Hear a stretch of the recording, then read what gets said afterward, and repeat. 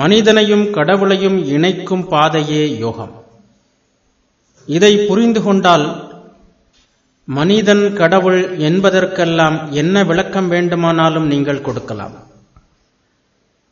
அவை ஒவ்வொன்றுடனும் யோகம் என்ற சொல் பொருந்துவதை நீங்கள் காண முடியும். பல்வேறு யோகங்களும் மாறுபட்ட பல்வேறு மனங்களுக்கானவை. இதை எப்போதும் நினைவில் கொள்ள வேண்டும். ஒன்று உங்களுக்கு பொருந்தாவிட்டால் இன்னொன்று பொருந்தும்.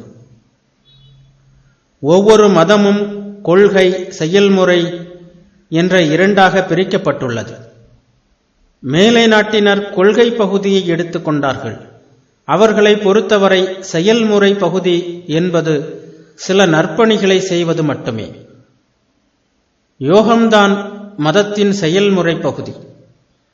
நற்பணிகளை தவிரவும் மதம் எவ்வாறு செயல்முறை ஆற்றலை தர முடியும் என்பதை அது காட்டுகிறது. 19ஆம் நூற்றாண்டின் தொடக்கத்தில் மனிதன் ஆராய்ச்சியின் மூலம் கடவுளை அறிய விளைந்தான். அதன் விளைவே தீசம். இந்த கோட்பாடு கொஞ்ச நஞ்சம் விட்டு வைத்த டார்வின் கொள்கையையும் மில்லின் கொள்கையையும் அழித்துவிட்டன. மனிதன் சரித்திர காலத்திற்கும் மதங்களை ஒப்பு நோக்குவதற்கும் தள்ளப்பட்டான். இயற்கை பொருட்களை வழிபடுவதிலிருந்தே மதம் ஆரம்பமாயிற்று என்று அவர்கள் எண்ணினார்கள்.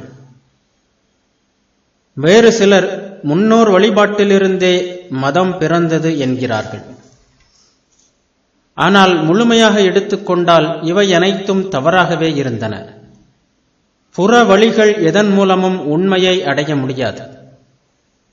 ஒரு பிடி களிமண்ணை அறிந்தால் முழுவதும் அறிந்ததே ஆகும். முழு பிரபஞ்சமும் ஒரே திட்டப்படிதான் அமைக்கப்பட்டுள்ளது.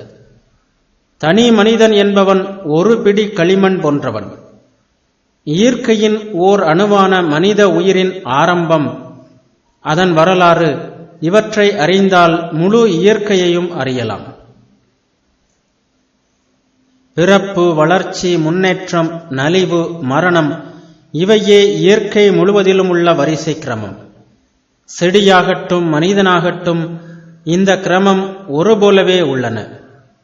வேறுபாடுகள் அனைத்தும் காலத்திலேயே உள்ளது. ஓர் உயிரை பொறுத்தவரை முழு வட்டமும் ஒரு நாளில் முடிந்து போகலாம். இன்னொன்றுக்கு 60 வருடங்கள் முடியலாம். ஆனால் வழிகள் ஒன்றே. பிரபஞ்சத்தை சரியாக ஆராய்வதற்கு ஒரே வழி மனத்தை ஆராய்வதே. மதத்தை சரியாக புரிந்து கொள்ள முறையான மன இயல் தேவையாக இருக்கிறது.